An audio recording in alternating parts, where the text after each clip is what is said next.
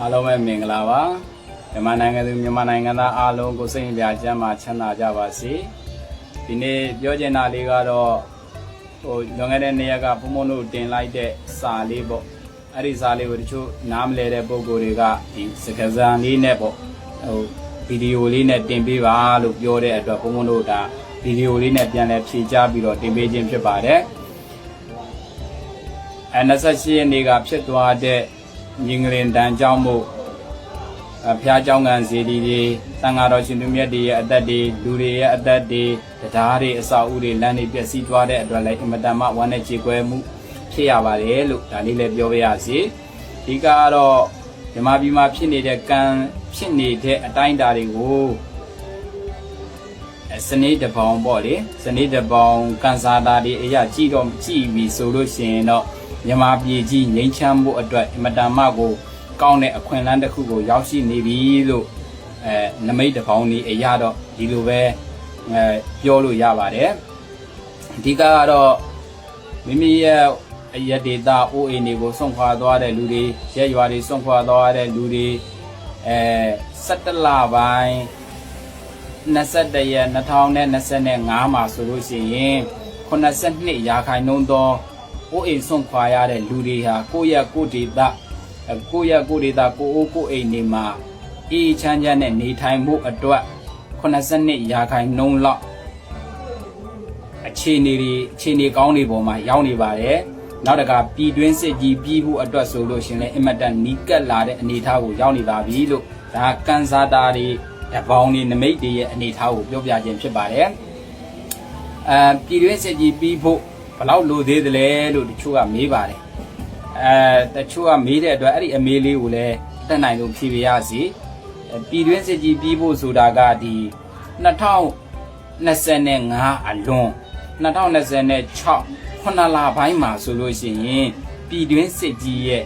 ဒီ85ရာခိုင်နှုန်းကတော့ပြည်တွင်းစစ်ကြီးပြီးစီးသွားပြီပြည်သူပြည်သားတွေ82ရာခိုင်နှုန်းလောက်ပြည်တွင်းစစ်ကြီး85ရာခိုင်နှုန်းလောက်ပြည်တွင်းစစ်ကြီးပြီးစီးသွားတဲ့အတွက်မြန်မာပြည်တွင်းလူနေတဲ့ပုံကိုယ်တွေအားလုံးဟာတယောက်နဲ့တယောက်ချစ်ချစ်ခင်ခင်နဲ့တယောက်ကိုတယောက်ရံမမှုပဲနဲ့အေးအေးချမ်းချမ်းနဲ့နေထိုင်ရမယ့်အနေအထားအလားလာတွေက2026ဒီ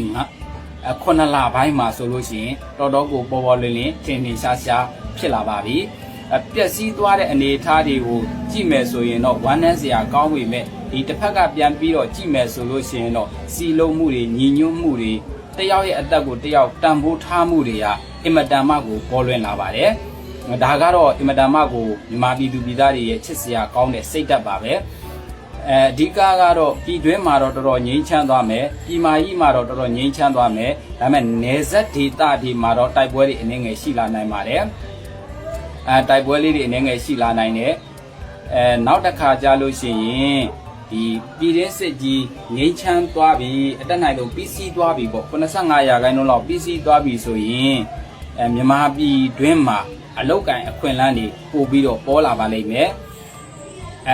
နောက်တစ်ခါပြောချင်တာကတော့ဒီ2025 5လပိုင်းအထိကတော့အသက်32နှစ်ရဲ့အောက်အမျိုးသားအမျိုးသမီးပေါ့နိနန္သားတွေအနေနဲ့ဆိုလို့ရှိရင်စနေဗုဒ္ဓဟူကြာတာပတိစနေဗုဒ္ဓဟူကြာတာပတိတာသမီးတွေအနေနဲ့ကတော့5လပိုင်းအတွင်းမှာ2025 5လပိုင်းအတွင်းမှာခီးသွားတာတွေတည်ရှိမှမဟုတ်လို့ရှိရင်ခီးသွားတာတွေကိုအတက်နိုင်လို့ရှောင်ကျင်သင့်ပါတယ်2025 5လပိုင်းအလွန်မှာဆိုရင်ဒီခီးသွားခြင်းတဲ့ပုံကိုယ်တွေအတွက်တော့တွားဖို့အဆင်ပြေပါတယ်ကျန်တဲ့ဒီစနေကြာတာပတိဗုဒ္ဓဟူးနိနန္ဒာသမီးတွေကတော့5လပိုင်းအတွင်းမှာဆိုရင်တည်ရှိရေးကိစ္စကလွဲလို့ရှိရင်တခြားအကြောင်းအရာတွေနဲ့ဆိုလို့ရှိရင်တော့ခီးမသွားတာပို့ပြီးတော့တင့်တော်ပါတယ်ပို့ပြီးတော့ကောင်းပါတယ်အသက်32နှစ်အောက်အမျိုးသားအမျိုးသမီးတွေပေါ့နောက်တစ်ခါကြံနေနန်းနေဖြစ်တဲ့တနင်္ဂနွေတနင်္လာအင်္ဂါအတောက်ကြသားသမီးတွေကတော့ဒီနေ့ထဲမှာအလောက်ကိုင်းခွင်လန်းတွေပေါ်လာမယ်ယာရုအပြောင်းရွှေ့အနေထားတွေပေါ်လာမယ်ကောင်းတဲ့လက္ခဏာတွေပါပဲငွေကြီးအရာငွေကြီးအရာအဆင်ပြေလာမဲ့လက္ခဏာတွေတော်တော်များများတွေ့ရပါတယ် အဓိကသူတို့အနေနဲ့ဂယုစိုက်ရမှာကတော့လေယောဂါနဲ့အကျော်ယောဂါပါလေနဲ့အကျော်ယောဂါတွေကတော့သူတို့ကအထုကိုဂယုစိုက်ရပါလိမ့်မယ်နောက်တစ်ခါဒီ2နှစ်3နှစ်အတွင်းမှာဆိုရင်မြန်မာနိုင်ငံမှာဘာတွေရှားပါလာမလဲဆိုလို့ရှိရင်ဒီနေ့စဉ်စားတောက်နေတဲ့ဦးဇင်းတို့နေ့စဉ်ပုံပေးစားတောက်နေတဲ့လူတွေစားတောက်နေတဲ့အစားအစာဖြစ်တဲ့စားတွေရှားပါလာပါလိမ့်မယ်နောက်တစ်ခါရေချိုတွေရှားပါလာပါလိမ့်မယ်အဲ့ဒါတွေကိုလည်းအထူးပြုဆိုင်ဖို့လိုပါတယ်ကျန်တဲ့နေနံသားသမီးတွေကတော့စောစောကတနင်္လာတနင်္ဂနွေအင်္ဂါတောက်ကြသားသမီးတွေကတော့လေယောဂအကျော်ယောဂတွေ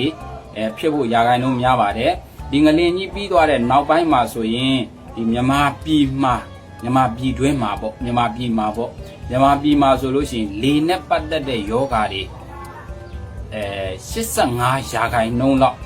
လေနဲ့ပတ်သက်တဲ့ယောဂတွေတော်တော်များများပေါ်များလာပါလိမ့်မယ်လေနဲ့ပတ်သက်တဲ့ယောဂတွေကိုလူတော်တော်များများခံနာရပါလိမ့်မယ်အဲဒါကြောင့်မို့ဒီအေးတွေအလွန်အကျွံတောက်တာတို့အေးတွေအလွန်အကျွံခံတာတို့အတက်နိုင်လို့ရှောင်ကျဉ်ရပါလိမ့်မယ်အဲတော့အဓိကကတော့ပြောချင်တာကတော့ပြည်တွင်းစစ်ကြီးပြီးပါတော့မယ်မြန်မာနိုင်ငံသားအားလုံးလည်းကိုယ်စိတ်နှပြကျန်းမာချမ်းသာရတော့မယ်အန်တယ်တွေကင်းတော့မယ်လို့ကိုယုံကြည်တဲ့စိတ်ဓာတ်လေးတွေထားသိကြပါတယ်မြန်မာနိုင်ငံသားအားလုံးကိုယ်စိတ်နှပြကျန်းမာချမ်းသာပြီးတော့မိသားစုများနဲ့အတူအမြန်ပျော်ပျော်ရွှင်ရွှင်အေးချမ်းချမ်းတာရနေနိုင်ကြပါစေလို့စိတ်ဆန္ဒပြုဆုတောင်းပြီးပေးလိုက်ပါတယ်ခင်ဗျာအားလုံးကျန်းမာချမ်းသာကြပါစေ